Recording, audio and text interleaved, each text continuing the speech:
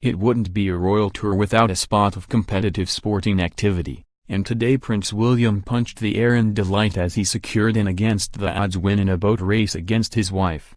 Before the start of the clash in the historic German city of Heidelberg, Kate had jokingly told her crew, "No pressure, but I do want to beat my husband," and she was given a huge advantage over William after an Olympic gold medalist was chosen to be in her boat.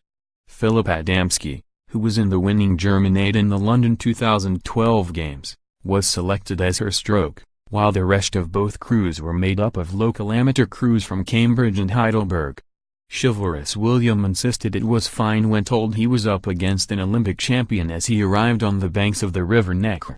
But he admitted to his wife, this could be a challenge before setting off without any advice on how to cox. Kate spent several minutes taking tips from her teammate before setting off, admitting she was worried about crashing and indicating with her hands that she feared zigzagging along the water. But Adamski assured her everything would be fine, saying if we crash together. Following their visit to a traditional German food market, Kate made a quick change out of her yellow lace Jenny Packham dress and wedges, slipping into a casual blue and white striped top teamed with skinny jeans and her favorite Superga trainers. And William removed his jacket and put on a pair of blue trainers with a luminous yellow Nike swoop. Before the race, Adamski admitted to having some nerves, saying, "It's not as serious as the Olympics, but I have never raced with a princess before, so I have butterflies in my stomach."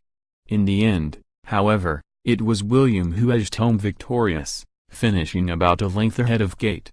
Prior to their boat race, the couple enjoyed a tour of a traditional market where they were able to make some sugary treats for their children. William and Kate had a go at rolling and cutting some handmade traditional sweets and took them away to give to George, 3, and Charlotte, 2, when they see them at the family's temporary base in Berlin this evening. "The children will love these later," William, 35, said. But when he was presented with another treat for them a moment later, he laughed and sighed and said, "George's sugar load is going to be over the top of the scale." The royal couple had a go at making sweets with Jens Meyer, owner of Heidelberger Bonbon Manufacture, and his assistant Melanie Melchior. While William was certainly enthusiastic, he wasn't quite as technically proficient as his wife. "Yours is better than mine," he said, laughing, to Kate, who picked it up slightly more quickly after admiring Melanie's technique and telling her, "You're making it look so easy." Asked how they had done, Melanie said, "Not too bad. It's always hard when you get it for the first time. You have to be quick." The royal couple walked around the market square, inches the center of the university town of Heidelberg, where a special market had been set up to mark their visit and celebrate the close ties between the town and Cambridge in the UK. William and Kate also tried their hand at making a tasty treat popular in Germany, pretzels. They were given a lesson by Heidelberg baker Andreas Gobes, who showed them how to roll out the pastry into long sausage shapes and then flick and cross them over in one movement to create the snack's classic shape. Kate managed to get it right first time, but William struggled to get the hang of the flick and crossover. "Can you do that again?" he asked Mr. Gobes, but after a further demonstration, the future king still seemed unsure. "Just like that," he said, sarcastically. But after 2 or 3 more tries, he managed it. Mr. Gobes, part of a guild whose members put on the pastry display, said, "Catherine was a little bit more talented than William, but they both did a great job. This type of pretzel is a speciality for the region, so we wanted to show them that. In this region it has a special shape, thin arms and a thick body, with salt and its red-brown color. Located on the riverside and overlooked by the ruins of its famous castle, the central market square boasts a traditional market serving local food and drink." On their gastronomical tour, the couple tasted Heidelberg herbal lemonade, tried some local fruit, and ordered a hot dog to try over lunch in the town hall. "Is that hot dogs?" William asked, and when invited to try one, he said, "Why not?" When told it was bratwurst, he added, "We have to have bratwurst." In the square, kilted locals in a Scottish pipe band, the Heidelbergen District Pipes and Drums, had entertained the crowds before the royal party's arrival. William was reminded of the close cultural ties between the UK and this part of Germany when he met the mother of one of his work colleagues at East Anglian Air Ambulance. Tobias Gauss, 42, a doctor with the service in Cambridge, had warned William that he might see his mother, Ilona Appel, 67, in Heidelberg, so he knew who she was straight away. Tobias has told him 3 or 4 days ago that he might meet me here, so he knew who I was, she said. Over the past few days she's proved herself a real pro at so-called diplomatic dressing, and earlier today, the Duchess of Cambridge pulled it off again as she channeled the gold of the German flag for a visit to the German Cancer Research Center in Heidelberg. It was an overcast morning, but Kate brought a ray of sunshine to proceedings in the bespoke lace number by Jenny Packham, which she paired with her trusty new espadrille wedges from Monsoon, and a small clutch in a matching shade. The visit was a chance for the couple to see the world-acclaimed work being carried out at the German Cancer Research Center, where hundreds of locals had turned out to greet the royal couple on the second day of their tour. Inside, British stem cell biologist Dr. Michael Milsom, 42, originally from Chesterfield, showed the couple around one of the laboratories. He said, "It's really helpful to have a visit from the Duke and Duchess as they publicize the importance of work we do here. The UK and Germany are leaders in this field of stem cell research," said the expert, who has been based in Heidelberg for 7 years. He told William and Kate about the latest developments in stem cell research.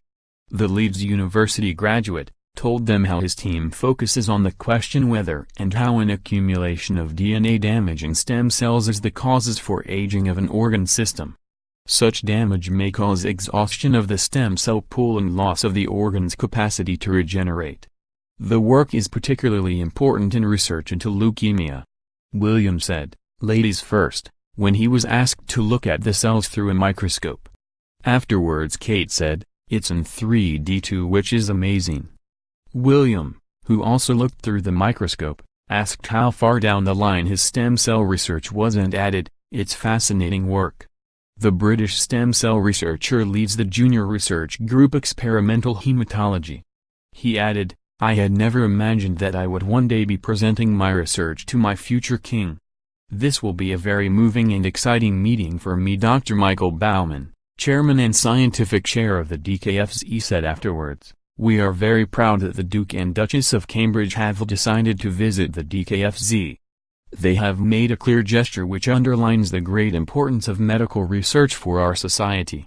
His colleague, Professor Dr. Joseph Puchta, commercial chairman, added, "The decision to come to the DKFZ also serves to show that we are recognized internationally as a leading research institution."